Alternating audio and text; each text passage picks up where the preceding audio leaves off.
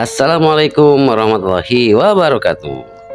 Kali ini kita akan membahas tentang pemberontakan DITI yang dipimpin oleh Kartosuwiryo dengan topik yaitu Kiai Haji Yusuf Tauhziri, pendiri Laskar Darussalam penentang Kartosuwiryo. Kiai Haji Yusuf Tauhziri merupakan pendiri masjid serta pondok pesantren Darussalam di Wanaraja, Garut pada tahun 1929. Selain aktif dalam kegiatan pendidikan Islam, Kiai Haji Yusuf Tauhziri juga memantapkan diri terlibat dalam perlawanan penjajahan yang mengakibatkan dirinya dijebloskan ke dalam penjara oleh orang Jepang dengan tudingan sabotase. Kiprahnya yang tidak kalah penting pada masa revolusi adalah terbentuknya Laskar Darussalam, menyusul kembalinya Belanda ke tanah air yang lantas menguasai Wanaraja. Yusuf bersama laskarnya hijrah ke utara Wanaraja, tepatnya di pesantren Cipari, sebuah pesantren di sebelah utara Wanaraja. Dulu Cipari merupakan bagian dari Wanaraja. Kemudian ada pemekaran kecamatan sehingga Cipari menjadi wilayah di Kecamatan Pangatikan. Disinilah beliau menyusun kembali laskarnya dan menjadikan pesantren Cipari sebagai markas perlawanan terhadap penjajah. Kemudian sejak masa pra-kemerdekaan, Kiai Haji Yusuf telah lama mengenal Kartosuwiryo di Sarekat Islam atau SI. Persahabatan itu sudah terjalin sekitar 20 tahun. Kiai Haji Yusuf mengenal Kartosuwiryo ketika menjadi anggota Dewan Sentral Partai Sarekat Islam Indonesia atau disingkat PSII pada tahun 1931 sampai 1938. Yusuf pun menjadi salah satu penasehat Kartosuwiryo. Keluarga keduanya juga bahu-membahu dalam perjuangan melawan penjajah di Jawa Barat. Istri Kartosuwiryo, yaitu Dewi Siti Kalsum, bergaul akrab dengan adik-adik perempuan Kiai Haji Yusuf yang memimpin seksi wanita Gerakan Pemuda Islam Indonesia Garut. Perbedaan paham Kiai Haji Yusuf dan Kartosuwiryo bermula pada awal 1940. Kartosuwiryo mengusulkan lembaga Supah dalam Kongres Komite Pembela Kebenaran. Komite ini merupakan pecahan PSII yang memilih jalan non-kooperatif dengan Belanda. Non-kooperatif itu artinya tidak bekerja sama, ya. Dalam kongres itu, Kartosuwiryo memperkenalkan konsep hijrah, sama pengertiannya dengan hijrah Nabi Muhammad dari Mekah ke Madinah. Ia meminta setiap anggota menyumbangkan 2.500 kencring atau 2.500 sen atau 25 gulden serta bergabung ke Supah. Sementara Kiai Yusuf berpendapat belum saatnya hijrah total. Alasannya persiapan belum matang. Ia mengusulkan uang ditanamkan di bidang pertanian. Maksudnya diinvestasikan dulu di bidang pertanian. Hasilnya bisa dimanfaatkan untuk membantu pendidikan para calon ulama dan pemimpin. Kartosuwiryo lalu mendirikan lembaga Supah pada bulan Maret 1940. Ya. Kiai Yusuf sebenarnya secara tidak langsung masih mendukung Supah. Pada awal pendiriannya, ia mengirimkan 2 anak laki-laki sebagai pengajar. Ia pun memasukkan keponakannya sebagai pengajar. Pada bulan Februari 1948, Kartosuwiryo mengadakan konferensi Darul Islam DINII pertama di Cisayong, Tasikmalaya. Pertemuan itu membentuk struktur organisasi pergerakan perlawanan yang dipertegas dalam konferensi kedua di Cipeundeuy. Kartosuwiryo makin mematangkan gagasan negara Islam yang terpisah dari republik ini. Kiai Yusuf dan pengikutnya menganggap gagasan mendirikan negara Islam dengan meninggalkan republik terlalu jauh. Hingga akhirnya pesantren Darussalam dianggap melawan Imam Kartosuwiryo. Apalagi pesantren Darussalam juga dijadikan tempat berlindung penduduk yang tak mau memberikan hartanya kepada Tentara Darul Islam atau DINII ya. Pesantren pun menjadi target, dan tahun 1948 sampai 1958 pasukan Darul Islam menyerang desa Cipari lebih dari 46 kali. Kartosuwiryo berniat menghabisi Kiai Yusuf sekeluarga serta pengikutnya dengan serangan besar-besaran pada tanggal 17 April 1952. Dalam penyerbuan 17 April 1952 itu, 4 pengawal pesantren dan 7 penduduk Cipari tewas. Kiai Bustomi, kakak ipar Kiai Yusuf, juga menjadi korban. Ia ditembak ketika hendak berlindung di masjid.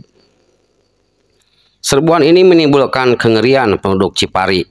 Mereka menemukan lusinan mayat di sawah dan di kolam ikan. Bahkan air kolam di sekitar pesantren pun berwarna kemerahan. Peristiwa itu menghantui penduduk, terutama perempuan dan anak-anak. Mereka ketakutan setiap kali mendengar langkah kaki orang di luar rumah pada malam hari.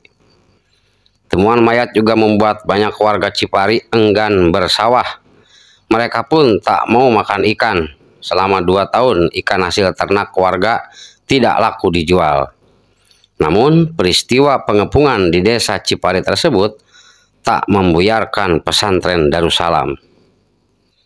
Kecintaan kepada Republik Indonesia justru membuat Laskar Darussalam memilih untuk memperkuat Barisan Keamanan Rakyat atau BKR, yang kemudian menjadi Tentara Keamanan Rakyat atau TKR, sebagai cikal bakal lahirnya Tentara Nasional Indonesia.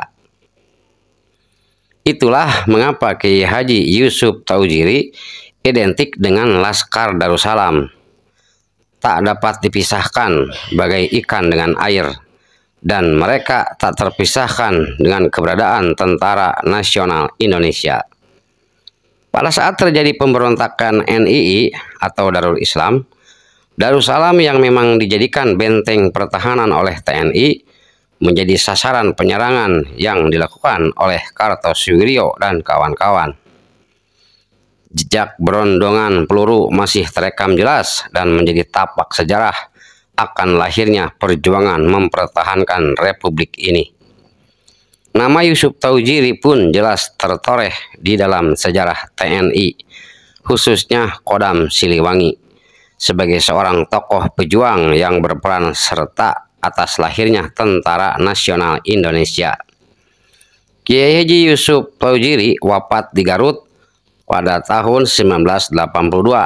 Makamnya di lingkungan pesantren Darussalam, Wanaraja Garut, kampung halamannya.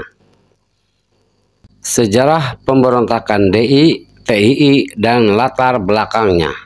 Menurut data sejarah, pemberontakan DI, TII merupakan pemberontakan yang menjadi salah satu pemberontakan tersulit yang pernah dihadapi Indonesia.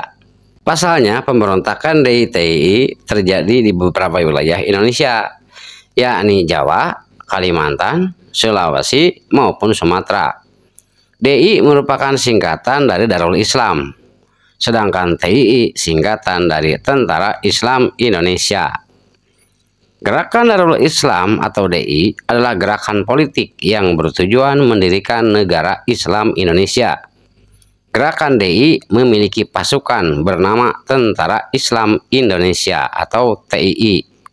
Nah, pemberontakan DI TII di Jawa Barat merupakan pelopor gerakan ini.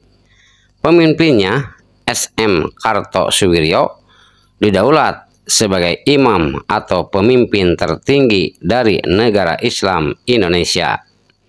Kemudian diakui oleh wilayah-wilayah pemberontakan lainnya. Melansir dari situs Kementerian Pendidikan dan Kebudayaan, latar belakang pemberontakan DI TII di Jawa Barat adalah kekecewaan pasukan Hizbullah dan Fisabilillah terhadap hasil perundingan Renville karena diperintahkan untuk meninggalkan Jawa Barat. Pemberontakan DITI di Jawa Barat terjadi mulai Februari 1948 hingga 4 Juni 1962. Adapun prosesnya dimulai dari pengangkatan diri Kartosuwiryo menjadi pemimpin tertinggi pada Februari 1948. Selanjutnya terjadi pertempuran antara pasukan divisi Siliwangi yang long march dengan pasukan TII di Malangbong. Kemudian Kartosuwiryo pada 7 Agustus 1949 memproklamirkan berdirinya Negara Islam Indonesia. Pemberontakan DITI di Jawa Barat ditumpas dengan berbagai cara, salah satunya dengan melakukan pendekatan pribadi yang dilakukan oleh Ketua Masyumi Muhammad Nasir, namun mengalami kegagalan. Selain itu, operasi Pagar Betis, yakni strategi militer dengan menyertakan kekuatan rakyat. Strategi ini membuat gerakan pasukan TII semakin sempit. Lalu pada 4 Juni 1962, pasukan divisi Siliwangi berhasil menangkap Kartosuwiryo. Saat itu Mahkamah Angkatan Darat Jawa Madura menjatuhi hukuman mati kepada Kartosuwiryo. Sementara itu, pemberontakan DITI di Jawa Tengah dilatar belakangi oleh keinginan untuk bergabung dengan Negara Islam Indonesia bentukan Kartosuwiryo. Pemberontakan DI di Jawa Tengah ini berlangsung pada 23 Agustus 1949 hingga Juni 1954. Sedangkan proses pemberontakan DITI di Jawa Tengah adalah mengikrarkan berdirinya DITI Jawa Tengah atau Jateng pada 23 Agustus 1949 di Desa Pangarasan, Tegal. Kemudian perluasan pemberontakan di Kebumen oleh Kiai Muhammad Mahfud. Selain itu, Batalion 426 Kudus dan Magelang bergabung dengan pasukan DITI Jawa Tengah. Pemberontakan DITI Jawa Tengah berhasil dihentikan dengan cara pembentukan Komando Operasi Militer oleh pemerintah yang diberi nama Gerakan Benteng Nasional pada Januari 1950. Di samping itu, pembentukan Komando Militer Operasi Benteng Raider pada Juni 1954, DITI Jawa Tengah berhasil dilumpuhkan. Adapun latar belakang pemberontakan DITI di Sulawesi Selatan adalah kekecewaan Kahar Mujakar karena pasukannya yang bergabung dalam Komando Gerilya tidak dimasukkan ke dalam Angkatan Perang Republik Indonesia atau APRIS. Pemberontakan DITI di Sulawesi Selatan berlangsung pada 1950 hingga Februari 1965, 15 tahun. Ya. Proses pemberontakan Kahar Mujakar dimulai setelah pasukannya ditolak ke dalam APRIS. Kahar Mujakar beserta anak buahnya melarikan diri ke hutan. Dia menyatakan bahwa pasukannya menjadi bagian dari NII Kartosuwiryo. Penumpasan pasukan DITI di Sulawesi Selatan dilakukan dengan penyerbuan oleh pasukan Batalion 330 Kujang Siliwangi. Kahar Mujakar tewas tertembak dalam penggerbekan itu. Sementara itu, pemberontakan DITI di Kalimantan Selatan berlangsung pada 1950 hingga 1959. 9 tahun berarti ya. Keinginan untuk bergabung dengan NII bentukan Kartosuwiryo yang melatar belakangi pemberontakan DITI di Kalimantan Selatan. Pemberontakan DITI di Kalimantan Selatan ini diawali dari deklarasi Ibnu Hajar pada Oktober 1950 bahwa DITI di Kalimantan Selatan merupakan bagian dari DITI Kartosuwiryo. Dia juga menamakan pasukannya Kesatuan Rakyat yang Tertindas atau KRYT. Berbagai cara dilakukan pemerintah untuk mengatasi pembentukan Ibnu Hajar. Salah satunya cara persuasif. Pemerintah menyarankan agar Ibnu Hajar menghentikan pemberontakannya. Namun usaha pemerintah ini gagal. Lalu operasi militer dilaksanakan pada tahun 1959. Operasi ini berhasil menangkap Ibnu Hajar sekaligus menumpas DITI di Kalimantan Selatan. Sementara itu, pemberontakan DITI Aceh berlangsung pada tahun 1953 sampai 1962. Latar belakang pemberontakan ini adalah kekecewaan masyarakat Aceh karena diturunkannya status Aceh menjadi keresidenan di bawah Sumatera Utara. Pemberontakan ini dimulai dengan keluarnya maklumat yang menyatakan Aceh bagian dari DITI Jawa Barat pada 20 September 1953. Setelah itu, pasukan Daud Bereh menguasai berbagai kota di Aceh dan mempropagandakan rakyat Aceh untuk anti terhadap Republik Indonesia. Berbagai cara juga dilakukan untuk memadamkan pemberontakan DITI Aceh. Salah satunya mendatangkan pasukan dari Sumatera Utara dan Sumatera Tengah untuk mendesak pasukan TII Aceh hingga hutan. Lalu diadakan musyawarah kerukunan rakyat Aceh pada tanggal 17 sampai 28 Desember 1962 oleh Kolonel M. Yasin. Akhirnya Daud Bereh menerima hasil musyawarah dan kembali ke masyarakat. Itulah latar belakang terjadinya pemberontakan DITI di berbagai wilayah Indonesia, ya. Ini terjadi karena banyaknya kekecewaan dari rakyat Indonesia di berbagai daerah terhadap kebijakan-kebijakan yang diambil oleh pemerintah pusat. Terima kasih. Assalamualaikum warahmatullahi wabarakatuh.